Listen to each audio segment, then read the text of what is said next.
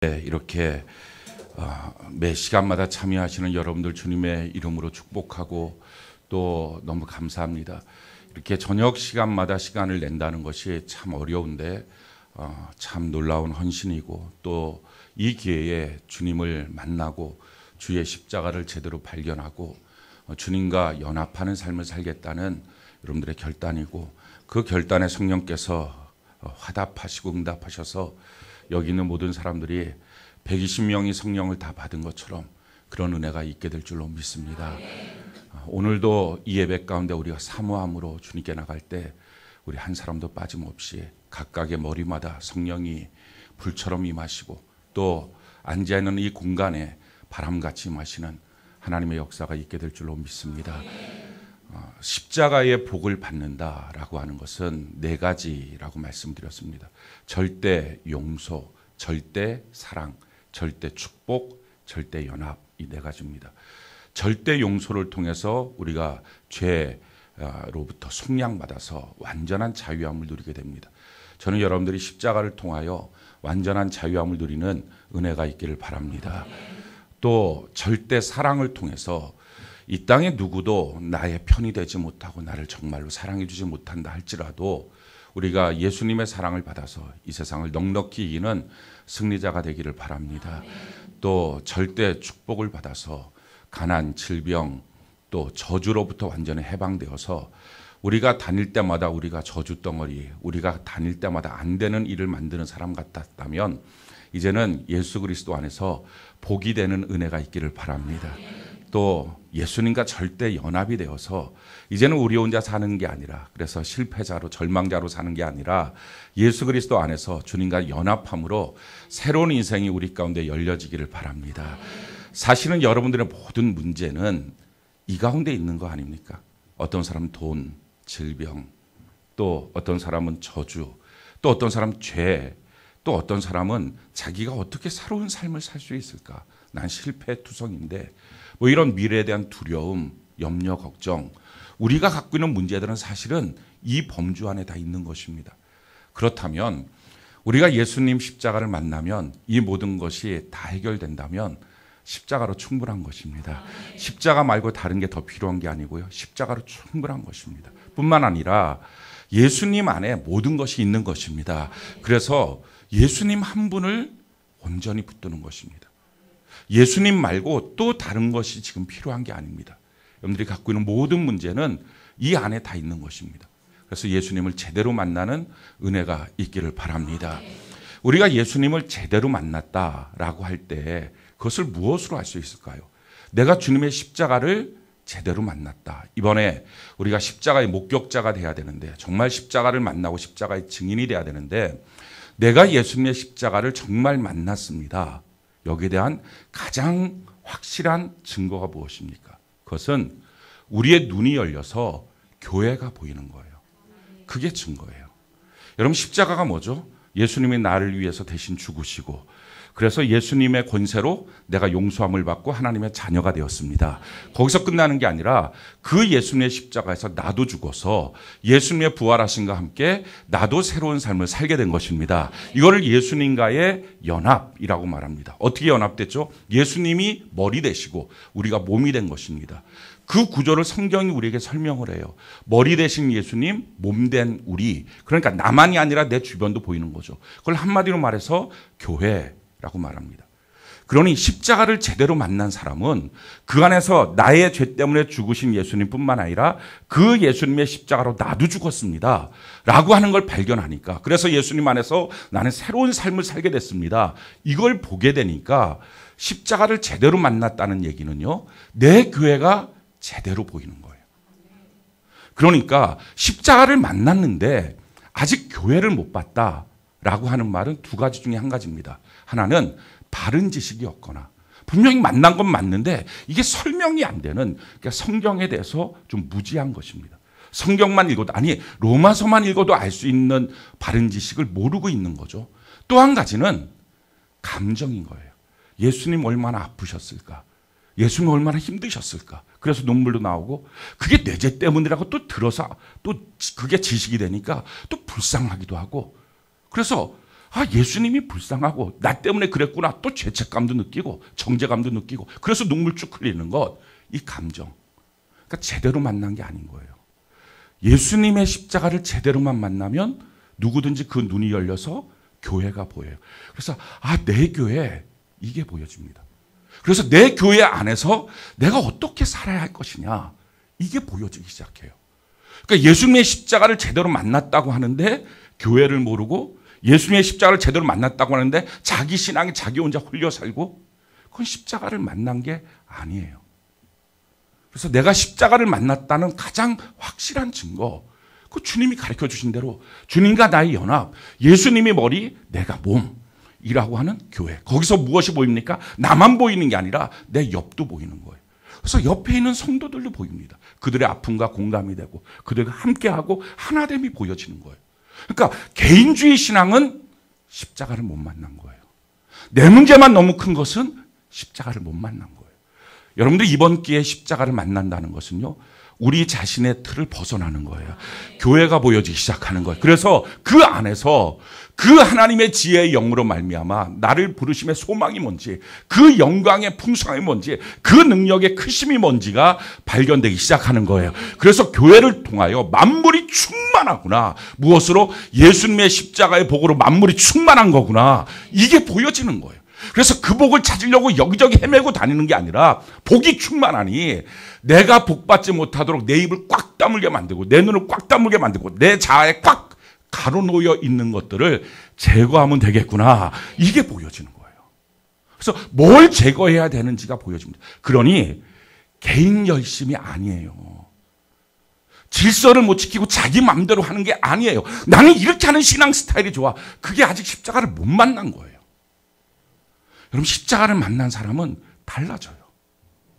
눈이 교회가 보이는 거예요. 저는 여러분들의 눈이 다 열려져서 내 교회가 보여지는 은혜가 있기를 바랍니다. 주님의 몸된 교회. 내가 바로 그거구나. 나의 머리가 예수님이시구나. 이게 보여지는 거예요. 신앙의 스타일이 완전히 달라져요. 그래서 제 고집대로 안 해요.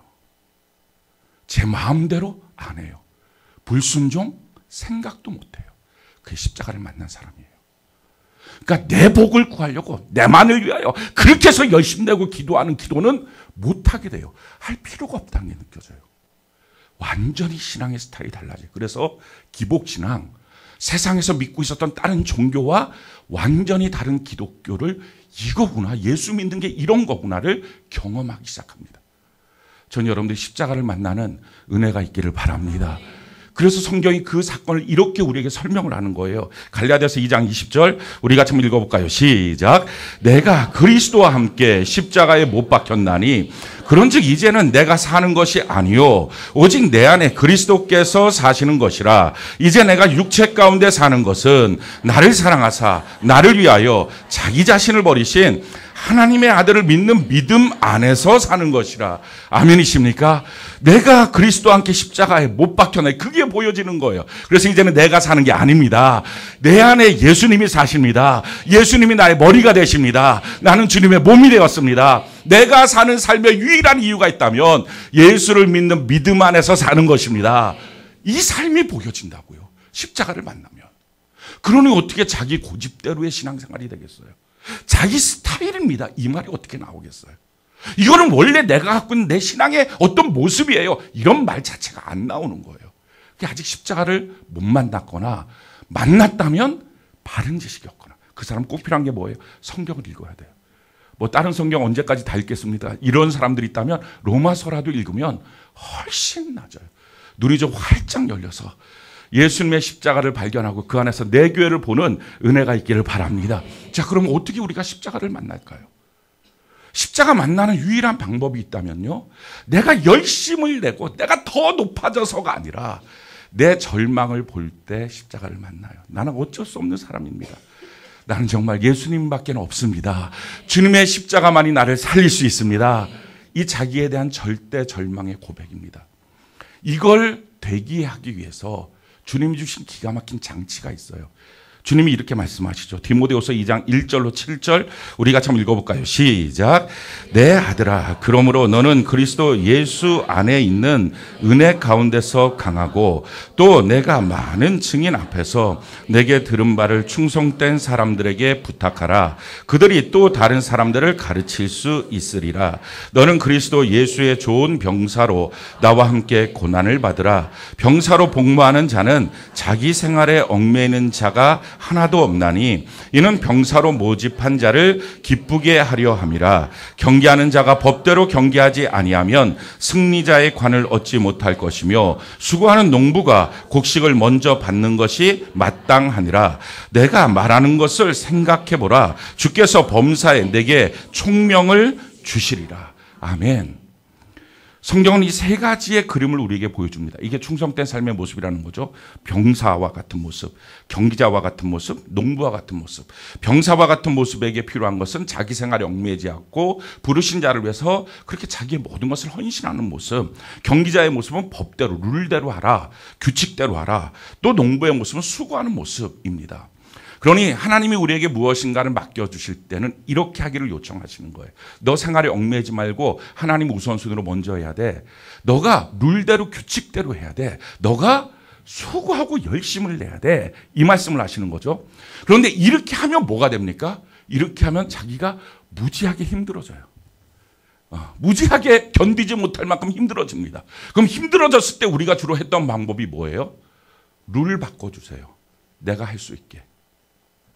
힘들어졌을 때 우리가 하는 방법이 뭐예요? 이 사람하고는 일 못하겠어요. 이게 힘들어졌으니까 내가 좀 쉬었다 할게요. 아니면 이게 지금 내가 너무 견디지 못할 만큼 지금 힘이 드니까 이런 것 말고 좀 내 삶에 대해서 배려는 없습니까? 내 삶에 대해서 이렇게 힘든 일에 대해서 좀 배려해 주세요. 지금 뭐 하는 거예요? 내 주변을 죽이는 거예요. 우리가 이거 너무 익숙합니다. 우리가 살면서 힘들면 어떻게 해요? 이 일은 잠깐 쉴게요. 일을 죽여요. 이 사람과는 내가 더 이상 못 만나겠어요. 사람을 죽여요. 내가 여기서 못 견디겠어요. 그래서 결국 어떻게 해요? 내가 떠나요. 다 뭐 하는 겁니까? 나는 살고 내 주변을 죽이는 거예요. 이렇게 우리 평생 살아왔어요. 이게 세상 사는 삶의 방식이에요. 이거 너무 익숙해 있어요. 근데 주님의 방법은 뭐예요? 너 주변 죽이지 말고 너가 죽어야 돼. 내가 죽어야 돼. 지금 그 말이에요. 우리가 내 자신이 어떻게 죽는지에 대한 방법을 배워야 합니다. 그 일들을 그대로 놔두고 그 규칙을 그대로 놔두고 그 수고에 대한 주님의 요구를 그대로 놔두고 그 안에서 내가 죽는 법을 배워야 돼요. 우리가 하나씩 그게 교회 생활이에요. 우리가 어떻게 내가 죽는지에 대해서는 한 가지 우리가 이번 한 주간을 통해서 하나씩 죽여나갈 겁니다. 그런데 이렇게 죽어진 사람을 우리는 본 적이 있어요. 그 사람 향해서 우리가 뭐라고 말해요? 저 사람 참 온유하네. 그렇게 말해요. 저 사람 참 겸손하네. 저 사람 참 신실하네. 저 사람 참 충성되네. 근데 어느 때 저 사람 온유한 줄 알았더니 아니네. 즉 그렇게 말하는 건 뭐예요? 온유한 줄 알았던 그 사람이 화를 내면서 주변을 죽이는 것. 아니네. 겸손한 줄 알았더니 아니네. 우리가 사람들 보면서 온유하다, 겸손하다, 신실하다, 충성되다 라고 말을 붙이는 그 사람 뭐 하는 거예요? 주변은 놔두고 자기가 죽는 모습이에요. 그걸 보면 그 사람을 칭찬해요. 우리 주변에 그런 사람들 보면 정말 그리스도인, 진짜 그리스도인으로 말해요. 그게 우리 주변에 특출난 사람이 아니라 저와 여러분들이 그런 사람이 돼야 돼요. 이게 하나님 주신 장치예요. 그러니 저는 제일 싫어하는 게 교회 생활하면서 건의하는 사람이에요. 그렇다고 해서 건의를 이제부터 하지 말라. 그 얘기는 하지 말아요. 근데 왜 그러느냐? 이유는 건의하는 내용 중에 정말 건설적인 내용들이 있어요. 근데 그것 말고 더 많은 건의가 뭐예요? 룰 바꿔주세요. 룰 바꿔주세요. 여기 셀에서 못하겠어요. 내가 좀 편한 셀로 갈게요. 내가 이 사람들하고는 같이 못 있겠어요. 좀 다른 것. 이것만 안 할 수는 없어요. 괜찮지 않아요? 이게 왜 꼭 필요해요? 이렇게 말하는 거. 그러니까 무슨 얘기예요? 나머지 죽이고 나는 살겠다는 거예요. 그러니 언제 십자가를 제대로 만납니까? 그러다 보니까 십자가를 감정으로 만나니까 십자가를 만나도 자기 열심, 자기 신앙은 있어도 눈이 열려 교회가 안 보이니 진짜를 못 만난 거예요. 그리스도와의 연합이 없는 거예요. 그러니까 신앙은 열심히 했는데 신앙을 통해서 다른 사람한테 덕이 없어요. 영향력이 없어요. 그것이 지금 오늘날 그리스도인들의 모습입니다. 사랑하는 성도 여러분, 주변 죽이면 안 돼요. 내 주위에 있는 사람 죽이면 안 돼요. 내가 죽어야 돼요. 그럴 때 온유, 겸손, 신실, 충성, 이와 같은 칭호를 받아요. 우리가 그렇게 살아가는 은혜가 있기를 바랍니다. 그래서 내가 죽는 방식이 뭐라고요? 우리가 첫날 말씀을 통해서 내가 죽는 방식, 지금 우리가 이 고난주간은 어떤 기간입니까? 예수님이랑 우리랑 결혼식을 한 거예요. 왜요? 한 몸 됐으니까. 그게 결혼이잖아요. 부부가 한 몸 된 것처럼 주님과 내가 한 몸이 된 거예요. 주님이 나의 머리가 되시고 우리는 그 몸이 된 것입니다. 그래서 한 몸 된 결혼식을, 황홀한 결혼식을 한 거예요. 그리고 지금 너무 멋진 신혼여행 5일 동안 다니고 있는 것 중에 3일입니다. 근데 문제는 자꾸 신부가 도망을 가요. 이걸 어떻게 해야 될지를 모르겠어요. 이 신부들을 어떻게 해야 될지를 모르겠어요. 이 신부들이 자꾸 도망가는데 문제는 왜 그럴까요? 자기가 신부인지를 모르는 거예요. 자기가 하객인 줄 아는 거예요. 예배의 청중인 줄 아는 거예요. 사랑하는 성도 여러분, 여러분들은 예수님의 신부입니다. 이거 우리 다 알잖아요. 그런데 이 아름다운 결혼식에 신부가 딴 데를 가는 거예요. 이 불행한 이 상태를 어떻게 하면, 신랑은 계속 기다리고 또 기다리고 또 기다리고, 이젠 그렇게 하지 말고 이때 신랑 되신 예수님과 아름다운 신혼여행을 하는 은혜가 있기를 바랍니다. 바람나지 말고 딴 데 가지 말고, 아멘. 주님과 더불어 사는 은혜가 있기를 바랍니다. 자, 근데 주님과 더불어 살기 위해서 주님이 우리에게 요구하시는 게 있어요. 우리가 예수님 앞에 아름다운 신부처럼 화장도 하고 주님이 좋아하는 스타일로, 도깨비처럼 하지 말고 예쁘게 화장도 하고 주님이 좋아하는 스타일로 우리가 옷도 입는 거예요. 그냥 내 마음대로 입지 말고. 그렇게 내 마음대로 하려면 왜 결혼을 했어요? 지 마음대로 살려면 혼자 살지 왜 결혼을 한 거예요? 문제는 이거예요. 예수님의 십자가로 우리를 사랑해서 한 몸 만들어 줬는데 여전히 스타일은 내 스타일이라고 지 마음대로 살고, 막 그렇게 하지 말고 예수로 옷 입는 은혜가 있기를 바랍니다. 제가 또 그냥 내 스타일이 나올 뻔했어요. 내 스타일 말고 예수 스타일, 막 찢어진 청바지 입고 이런 거 얘기를 확 할 뻔했어요. 아니에요. 저는 주님은 그런 거 갖고 뭐라고 안 해요. 어찌됐든 예수의 옷을 입는 은혜가 있기를 바랍니다. 그게 뭐예요? 예수의 옷을 입는 거 제일 첫 번째, 충동적으로 신앙생활 하지 말라 하는 거예요. 여러분, 신앙생활에는요 우선순위가 있어야 돼요. 충동적으로 급한 일 먼저 처리하면 안 돼요. 바쁜 일 먼저 처리하면 안 돼요. 주님이 내게 주신 우선순위에 따라서 신앙생활해야 돼요. 그래서 중심 없이 흔들리지 말고, 뭐가 와서 툭 부딪히면, 사건이 와서 부딪히면, 급한 일이 와서 부딪히면, 자기 생각엔 이게 굉장히 큰 일이라고 와서 툭 부딪히면 확 흔들리고 하지 말고, 급한 일이 급한 일 아니에요. 내버려 두면 어차피 다 해결될 거예요. 그러니까 그거 신경 쓰지 말고 주님이 정해놓은 그 규칙대로 걸어가는 은혜가 있기를 바랍니다. 성경이 우리에게 이렇게 말하죠. 빌립보서 3장 7절로 9절 우리 같이 한번 읽어볼까요? 시작. 그러나 무엇이든지 내게 유익하던 것을 내가 그리스도를 위하여 다 해로 여길 뿐더러 또한 모든 것을 해로 여김은 내 주 그리스도 예수를 아는 지식이 가장 고상하기 때문이라. 내가 그를 위하여 모든 것을 잃어버리고 배설물로 여김은 그리스도를 얻고 그 안에서 발견되려 함이니 내가 가진 의는 율법에서 난 것이 아니요 오직 그리스도를 믿음으로 말미암은 것이니 곧 믿음으로 하나님께로부터 난 의라. 내가 생각할 때 유익해 하던 것, 그것도 내려놓으라는 거예요. 예수 그리스도 한 분만을 위해서 다 내려놓으라는 거예요. 아까도 말씀드렸죠.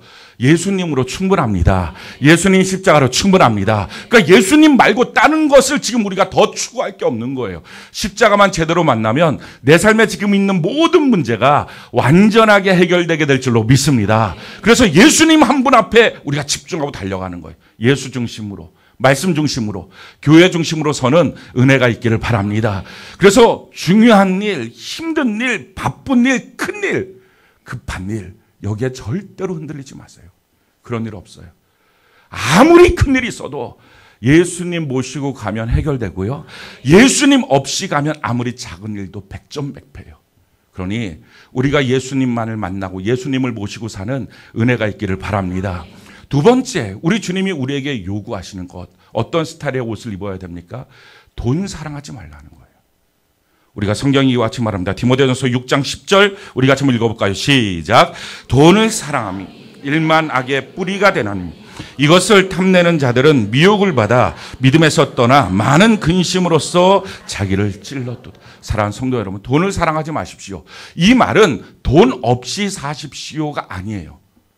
돈을 사랑하지 말라는 말을 착각해서 돈 없이 살라는 말이냐? 그럼 예수 믿는 삶, 가장 거룩한 삶은 가난한 삶이냐? 그거 아니에요. 우리의 가난의 문제를 해결하시기 위해서 예수님의 그 부여를 주시고 우리의 가난을 가져가신 것입니다. 이게 십자가의 복 가운데 한 가지입니다. 그런 주님이 우리 보고 가난하게 살라고요? 그거 아니에요. 그 문제는 뭡니까? 돈을 사랑하지 말라는 말은 돈을 주인 삼지 말라는 거예요. 우리가 사랑하는 것이 주인이 돼요. 점점점. 우리가 우리 자녀를 놔놓고요. 그 자녀가 너무 귀하니까 그 자녀를 사랑하다가 그 자녀가 나의 주인이 돼요.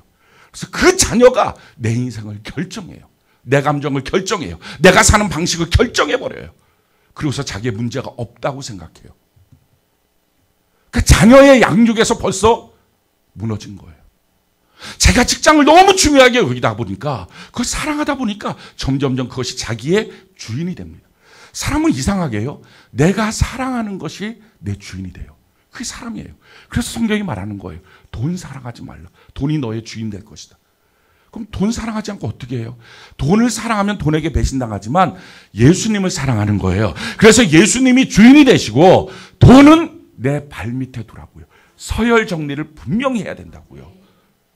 그렇게만 했으면 가룟유다는 가룟유다가 안 됩니다. 제대로 된 주님의 제자가 됐을 거예요.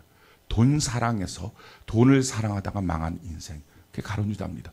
성경이 우리에게 이렇게 말하죠. 마태복음 6장 24절 우리 같이 한번 읽어볼까요? 시작. 한 사람이 두 주인을 섬기지 못할 것이니 혹 이를 미워하고 저를 사랑하거나 혹 이를 중히 여기고 저를 경히 여김이라. 너희가 하나님과 재물을 겸하여 섬기지 못하느니라. 이 말은 가난하게 살라는 말이 아니라 절대로 재물을 너의 주인으로 삼지 말라. 하나님만을 나의 주인으로 삼아라. 하나님만을 사랑해라. 그리고 돈은 사용해야죠. 왜 돈을 사랑하느냐는 거예요. 자, 그러면 우리가 살면서 돈이 자꾸 필요하니까 필요하다 보니까 그게 중요하게 여겨지는 거예요. 그러니 부모들도 돈 갖고는 자녀가 먼저예요. 잔치 모였을 때 돈 내는 자녀가 최고예요. 돈 안 내고 먹으러 오는 자녀들은요. 많이 먹는 게 속상한 거예요. 그거 아십니까? 만약에 여러분들이 어디 갔는데 돈을 잘 못 냈으면 조금 드시고 와야 칭찬받습니다. 거기서 그냥 퍼질러 앉아서 끝까지 먹고 오겠다. 이거 큰일 날 일이에요. 그러니까 이게 가정 안에서도 마찬가지입니다. 돈 안 내는 자녀. 마음이 아프다고 말하지만 사실은 마음이 쓰린 거예요. 그게 아픈 게 아니고. 그러니까 이게 돈이라고 하는 게 요긴하고 필요하다고 생각하니까 자기도 모르는 사이에 돈을 사랑하고 사랑하다 보니까 돈이 자기의 인생을 결정하는 거예요. 우리도 모르는 사이에 돈이 필요하다고 생각해 돈이 자꾸 요긴하게 여기고 필요하다고 여기고 돈 때문에 시험 들기도 하고 이러다가 돈을 내 주인으로 삼습니다. 근데 이렇게 하지 않도록 하나님이 하셨던 기가 막힌 장치가 있어요. 그게 뭡니까? 정직이에요. 정직. 여러분 성도가 정직함을 잃지만 않는다면 평생 돈을 주인 삼지 않게 됩니다. 가룟유다가 예수님을 팔았어요. 은 30냥 주고. 그리고 그날 밤에 왔어요. 근데 예수님이 너희 중에 나를 팔 거야. 그 전에 먼저 예수님 발을 닦아줬어요. 제자들의 발을. 황송하죠. 주님의 사랑을 받았어요. 그러고 나서 주님 말씀, 야 너희 중에 나를 팔 거야. 그랬더니 다 제자들이 이렇게 하고 있을 때 가룟유다는 알 거 아니에요. 자기라는 거. 주님 자기를 지금 보고 계시는 걸 알고 있구나. 왜 주님은 다 안다는 걸 그동안 3년 반 동안 쫓아다니면서 봤으니까. 그런데 이 가룟유다가 이 떡을 주는 사람이 이게 나를 파는 사람이야 하고 뛰어서 가룟유다의 그때 심정이 어떨까? 제발 딴 사람 내 옆에. 근데 그냥 바로 뛰어서 너 먹어. 그게 지금 뭐예요? 너 나 판 거야. 주님이 넘어간 거예요. 그러면 어떻게 해야 돼요? 그 떡을 받아 먹으면 됩니까? 안 되죠. 그래서 무릎 꿇고 주님 옳습니다. 바로 나였습니다. 그러면 되잖아요. 그럼 어떻게 됐을까요? 그 밤에 만약에 주님 말씀, 정직함만 있었으면 가룟유다는 거기서 문제는 해결됐어요. 아마 이 가룟유다를 위해서 예수님이 끌어안고 제자들도 다 끌어안고 기도하고 중보기도로 힘을 얻었을 거예요. 그리고 정말 죽기까지 주님 따라가서 십자가 앞에까지 서 있는 유일한 제자가 됐을지 몰라요. 정직함만 있으면요 돈에 지배받지 않아요. 사랑하는 성도 여러분, 언제든지 거짓의 영이 떠나가고 정직함으로 살아가는 은혜가 있기를 바랍니다. 정직함은 불편한 게 아니라 그게 날 지켜주는 거예요. 마지막 보루예요. 내가 절대로 무너지지 않도록, 내가 주님 앞에서 영원히 설 수 있도록 끝까지 마지막 순간까지 붙들어주는 유일한 힘, 이게 정직함이에요. 우리가 정직의 영을 구하는 은혜가 있기를 바랍니다. 오늘 세 번째 시간, 베드로를 통해서 하나님이 우리에게 무엇을 말씀하시는지를 우리가 듣기를 바랍니다. 베드로는 결정적으로 3번을 주님과의 만남을 갖게 된다. 이것이 베드로의 인생을 완전히 바꿨어요. 제일 첫 번째 만남, 물론 첫 번째 만남은 요한복음에 나와 있지만, 그러나 실질적으로 베드로의 인생을 바꿨던 만남은 누가복음 5장의 사건입니다. 밤이 맞도록 수고했는데 물고기 한 마리 낚지 못했습니다. 그 배에 새벽녘에 예수님이 그 배를 찾아갑니다. 그리고 설교하겠다고 잠깐 배를 쓰겠다고 말씀하시고 노를 저으러 갑니다. 말씀 마치고 난 다음에 깊은 데로 가자. 너 여기서 금을 내려라. 그런데 그때 사실은 밤이 맞도록 수고해서 고기 한 마리 없다는 거 압니다. 그리고 아침이 되면 물고기, 갈릴리 바다에서 뼈가 굵은 이 베드로는 거기에 물고기 한 마리도 낚을 수 없다는 자기의 경험, 지식, 상식 다 갖고 있었습니다. 근데 베드로가 이렇게 고백을 합니다. 누가복음 5장 5절부터 11절까지 우리가 좀 읽어볼까요? 시작. 시몬이 대답하여 이르되, 잡은 것이 없지만은 말씀에 의지하여 내가 그물을 내리리이다 하고, 그렇게 하니 고기를 잡은 것이 심이 많아 그물이 찢어지는지라. 이에 다른 배에 있는 동무들에게 손짓하여 와서 도와달라 하니 그들이 와서 2배의 채움에 잠기게 되었더라. 시몬 베드로가 이를 보고 예수의 무릎 아래 엎드려 이르되, 주여 나를 떠나소서, 나는 죄인이로소이다 하니, 이는 자기 및 자기와 함께 있는 모든 사람이 고기 잡힌 것으로 말미암아 놀라고 세베대의 아들로서 시몬의 동업자인 야고보와 요한도 놀랐습니다. 예수께서 시몬에게 이르시되 무서워하지 말라. 이제 후로는 내가 사람을 취하리라 하시니, 그들이 배들을 육지에 대고 모든 것을 버려두고 예수를 따르니라. 예수님의 제자가 되는 사건이었습니다. 그 사건의 핵심이 뭐예요? 자기 경험, 상식, 자기의 지식 다 있었지만 말씀에 의지해서 한번 내려보겠습니다. 내가 한번 그 말씀 믿어보겠습니다. 지금 그거였어요. 근데 그 말씀을 믿는 그 순간에 하나님의 기적이 나타났어요. 자, 그랬을 때 시몬 베드로가 뭐라고 말합니까? 그러니까 한밤중에 좀 오지 왜 이렇게 피곤하게 이 새벽녘까지 있었습니까? 아니고 그거 말고 좋은 배만 줬어도 이렇게 안 하는데 왜 그렇습니까? 그런 말 한마디도 안 해요. 시몬 베드로가 깨달은 게 뭐예요? 문제는 나였습니다. 이걸 깨달았어요. 내가 죄인이에요. 내가 문제였군요. 고기를 못 잡는 건 고기가 없어서가 아니라 나였어요. 그리고 당신은 이런 나의 주인이 되시려고 하십니까? 제가 감당을 못하겠어요. 나를 떠나서요. 문제 덩어리 난데 주님은 내 옆에 있으면 안 돼요. 그래서 내 하시는 예수님의 말씀, 내가 너를 사람 낚는 어부로 만들 거야. 그때부터 예수님을 따라갑니다. 그러니 베드로가 예수님을 만났을 때 첫 번째 장면은 뭐예요? 말씀에 의지해서 자기의 지식도 경험도 상식도 내려놓고 주님을 따라가는 신앙의 삶의 시작입니다. 사실 이것은 우리 모두에게 요청되는 것입니다. 이게 바로 구원의 시작이에요. 예수님을 나의 주인으로 고백하는 것. 예수님을 나의 주인으로 고백한다는 말은 내 경험, 상식, 나의 지성 여기에 의지하지 않고 주님의 말씀에 의지해서 살겠습니다. 이 결단입니다. 그렇게 하고 주님을 따라갔어요. 그러고 나서 3년 반 동안 주님을 참 열심히 쫓아다녔습니다. 그리고 나서 주님께서 겟세마네 동산에서 기도하시는 바로 그날 밤에, 바로 그날 밤에 잡히셔서 십자가에 못 박히시는 거죠. 그 다음날 아침 9시에. 그런데 그날 밤에 3년 반 동안 계속 쫓아다녔던 이 베드로에게 예수님이 이렇게 말씀하세요. 이 장면이 베드로에게서 참 놀라운 변화의 장면이에요. 이렇게 말씀하시죠. 누가복음 22장 31절로 34절 우리가 한번 한 목소리 읽어볼까요? 시작.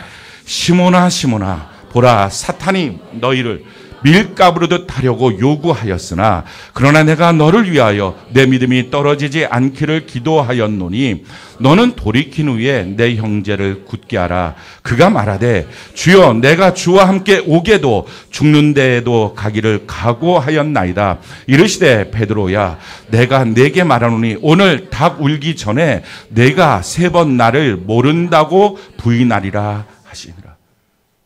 이게 참 멋진 베드로의 주님을 향한 고백 같지만 사실은 그게 아니에요. 지금 예수님이 뭐라고 말해요? 시몬아 시몬아, 베드로를 베드로보다 더 잘 아시는 예수님이에요. 그 예수님 말해요. 너 오늘 밤 나 배신할 거야. 그런데 내가 널 위해서 기도했어. 너가 신앙이 완전히 무너지지 않도록, 시험 들지 않도록 내가 널 위해서 기도했어. 지금 주님이 하시는 말씀이에요. 그러면 내 경험, 상식, 내 생각, 이걸 버리고 예수님을 만나고 예수님을 주인이라고 믿고 따라가는 거죠. 내가 말씀을 의지해서 따라가는 거예요. 자, 그럼 어떻게 해야 될까요? 이런 반응이 나와야지 정상입니다. 그래요, 주님. 나는 그럴 수 있는 사람이에요. 정말 내가 지금까지 살았던 것 주님의 기도 덕분이었어요. 그래서 주님 날 위해서 기도해 주세요. 오늘 밤에 나 흔들리고 싶지 않아요. 나도 기도할게요. 그리고 겟세마네 동산에 정말 주님 옆에서 같이 땀방울이 핏방울이 되도록 기도하는 모습이 맞는 정답의 모습이에요. 근데 베드로가 뭐라고 말해요? 너 오늘 밤에 나를 배신할 거야. 예수님이 하신 말씀이에요. 근데 그 말씀 듣고 아니요. 내가 각오했어요. 나 주님 죽는 데까지 오게까지 어떤 일이 있어도 다른 사람 뭐라 그래도 난 주님 따라갑니다. 지금 베드로가 믿고 있는 게 뭐예요? 자기 각오예요.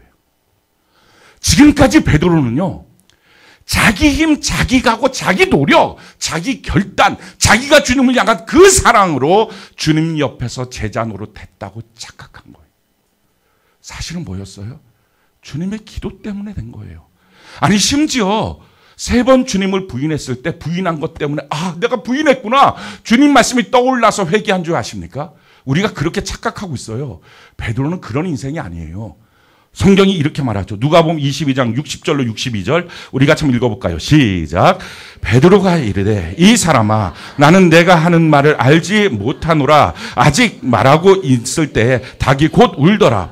주께서 돌이켜 베드로를 보시니 베드로가 주의 말씀 곧 오늘 닭 울기 전에 내가 3번 나를 부인하리라 하심이 생각나서 밖에 나가서 심히 통곡하니라. 자 보십시오. 주님의 말씀이 떠올라서 통곡한 게 아니라 그 전에 뭐가 있었어요? 그렇게 3번 부인하고 닭이 우는 순간에 주님이 싹 돌아본 거예요. 주님과 눈이 딱 마주친 거예요. 주님이 돌이켜보지 않았으면 이 사람 회개 안 합니다. 이게 우리 신앙이에요. 우리가 많은 사람들이 내 기도 때문에 내가 그래도 주님께 응답받았어요. 나의 열심 때문에, 나의 충성 때문에, 내가 주님을 얼마나 멋지게 신앙생활하고 지금까지 내가 한결같이 교회를 섬기는 것 때문에 내가 이렇게 지금 신앙생활을 하고 있다고요. 그때 주님이 말해요. 아니, 내가 기도해줘서 너가 있는 거야. 만약에 자기 열심으로 신앙생활을 지금까지 지켜왔다고 하는 사람이라면 시험 들고 무너진 다른 사람 볼 때 어떻게 볼까요? 어떻게 저렇게 형편없는 사람이 있지? 어떻게 저렇게 주님을 향해서 교회를 향해서 저렇게 형편없는 사람이 있지? 이렇게 정죄할 것입니다. 근데 자기도 어쩔 수 없는 인생이라는 걸 아는 사람이라면 주님의 기도 덕분에 주님이 때마다 나를 돌이켜봐서 내가 여기 서 있습니다. 나는 나의 의로, 나의 열심으로, 나의 거룩함으로 나는 이렇게 살 수가 없는 사람입니다. 이걸 아는 사람이라면 어떻게 할까요? 다른 사람을 봤을 때 너랑 나랑 똑같아. 주님의 기도로 있는 거야.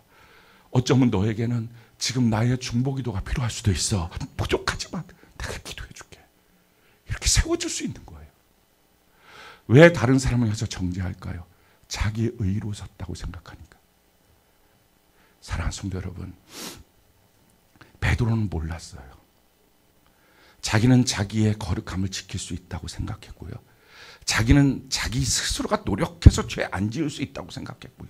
자기는 자기의 이 수제자의 자리에 자기의 노력과 힘으로 그래서 또 때마다 일마다 막 주님을 향해서 열심히 기도하는 이 열정으로 자기가 이렇게 신앙을 지키고 있다고 착각했어요. 주님의 기도 덕분인데 그는 몰랐어요. 주님과 막 어울려 있다 보니까 자기는 정말 주님과 친밀한 줄 알았어요. 그냥 마지막 순간에 자기와 주님과의 거리가 어디인지를 정확히 알았어요. 그걸 성경이 이렇게 말해요. 누가복음 22장 54절. 우리 같이 한번 읽어볼까요? 시작. 예수를 잡아 끌고 대제사장의 집으로 들어갈새 베드로가 멀찍이 따라가니라. 이게 베드로의 거리였어요. 베드로는요 그냥 주님이랑 같이 맨날 어울려 있으니까 영적인 거리도 굉장히 가까운 줄 알았어요. 맨날 같이 어울려 있으니까 주님과 내가 바로 지척이니까 내가 말하면 주님 응답하시고 막 그랬으니까 너무 친밀한 줄 알았어요. 근데 마지막 이 순간에 보니까 자기와 예수님과의 거리는 멀지게. 그래서 주님이 뭐라고 말씀하시면 그때 이렇게 반응하는 거예요. 내 생각은요, 이 말이 툭 나오는 거예요. 주님이 뭐라고 말씀하시면 내가 좀 더 한번 생각해 보고요, 지금 내 상황을 한번 좀 따져보고요, 이렇게 자기가 나와요. 주님의 말씀과 내 사이에 거리가 머니까. 그러니 주님의 말씀과 나는 거리가 멀찍이 있으니까 자기의 의로 가는 줄 알고 있었던 거예요. 사랑하는 성도 여러분, 여러분 어때요? 항상 교회 안에서 같이 있으니까 주님과의 거리가 친밀하다고 생각하십니까? 진짜 혹시 멀찍이 있지 않습니까? 그래서 내 생각이 자꾸 튀어나오고 내 경험이 튀어나오고 내 마음이 튀어나오고 내 수단 방식이 튀어나오고 있지는 않습니까? 그렇게 실패했어요. 그 실패한 베드로를 주님이 반드시 찾고자 했어요. 그래서 성경이 이렇게 말하는 거예요. 마가복음 16장 7절 우리가 좀 읽어볼까요? 시작. 가서 그의 제자들과 베드로에게 이르기를 예수께서 너희보다 먼저 갈릴리로 가시나니 전에 너희에게 말씀하신 대로 너희가 거기서 배우리라 하라 하는지라. 지금 천사가 예수님의 부활의 광경을 보고 있던 그 여인들에게 하시는 말씀이에요. 야, 너 가서 제자들과 그 다음에 뭐라고 말해? 콕 찍어서 베드로에게. 그러니까 지금 이 말이 뭐예요? 예수님은요, 이 베드로를 너무 찾고 싶은 거예요. 3일 동안 그 사망 속에 있다가 깨어나자마자 가장 먼저 떠올랐던 것, 이 베드로 찾아야 돼. 이 베드로 만나야 돼. 이 베드로 회복시켜야 돼. 그래서 그 여인들한테 말하는 거예요. 베드로 꼭 갈릴리에서 보자고 말 전해야 돼. 그래서 그 베드로를 갈릴리에서 만나는 거예요. 어쩌면 그 여인들처럼 오늘 셀장님이 여러분들을 만나자고 오라고 그렇게 했는지 몰라요. 그러니 오늘 지금 이 시간이 주님 만나는 시간이 되기를 바랍니다. 그래서 만나서 주님이 하시는 말씀이 뭐예요? 우리가 읽었던 오늘 본문 말씀이죠. 너가 나 사랑하니? 너가 나 사랑하니? 너가 나 사랑하니? 이거 세 개 물어봐요. 자, 이 말의 의미가 뭐예요? 이거예요. 너 좀 이제는 나에게 가까이 올 수 없겠니? 멀찍이 있지 말고 가까이 올 수 없겠니? 사랑하는 성도 여러분, 주님이 우리에게 요구하시는 거, 어떻게 하면 주님과 행복한 가정생활이 될까요? 멀찍이 있지 마. 가까이 와야 돼. 이 말씀이에요. 다른 말로 하면 너가 주님 앞에 갖고 있었던 너 스스로의 생각들, 사상들, 이거 좀 내려놔야 돼. 그 말씀이에요. 성경이 우리에게 이렇게 말합니다. 고린도서 10장 3절로 6절 우리 같이 한번 읽어볼까요? 시작. 우리가 육신으로 행하나 육신에 따라 싸우지 아니하노니 우리의 싸우는 무기는 육신에 속한 것이 아니요 오직 어떤 견고한 진도 무너뜨리는 하나님의 능력이라. 모든 이론을 무너뜨리며 하나님 아는 것을 대적하여 높아진 것을 다 무너뜨리고 모든 생각을 사로잡아 그리스도에게 복종하게 하니 너희의 복종이 온전하게 될 때에 모든 복종하지 않는 것을 벌하려고 준비하는 중에 있노라. 너희의 복종이 온전하게 될 때에 가까이 와. 아직도 너는 너 생각, 너 경험 그거 버리고 나를 믿기 시작했는데 넌 예수님을 바라보고는 이제 가지만 아직도 예수님과 너와의 거리가 너무 멀지 않니? 가까이 와. 너가 나 사랑하니? 지금 이걸 묻고 계시는 거예요. 여러분들은 예수님과의 거리가 어떻습니까? 그 복종이 온전하게 될 때에 그게 됩니까? 그 말 자체가 자기에게 훅 불평, 불만이 올라오는 소리입니까? 그렇다면 이 말씀은 어떨까요? 에베소 5장 23절 24절 우리 같이 한번 읽어볼까요? 시작.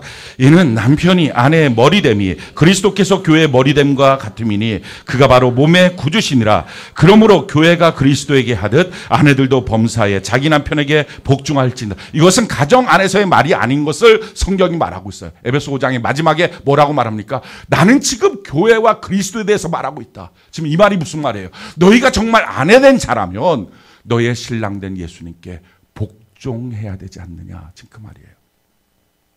사랑하는 성도 여러분, 여러분들은 교회 생활이 뭐라고 생각합니까? 신앙생활이 뭐라고 생각합니까? 복종. 그것이 온전하게 될 때 그거예요. 주님과의 거리가 어때요? 주님과 멀찍이 있습니까? 주님을 붙쫓아갑니까? 주의 그 사랑의 심장 소리를 들으면서 주님 앞에 서서 주님이 말씀하시면 내가 생각할 겨를도 없이 복종이 됩니까? 아니면 내 생각에는 하나님을 대적하여 아는 지식들이 높아져 가고 있습니까? 오늘 주님이 우리에게 요구하시는 것, 너희의 복종이 온전하게 될 때, 우리가 하나님께 이 문제를 놓고 기도해야 합니다. 주님, 내가 주님과 너무 멀리 있었어요.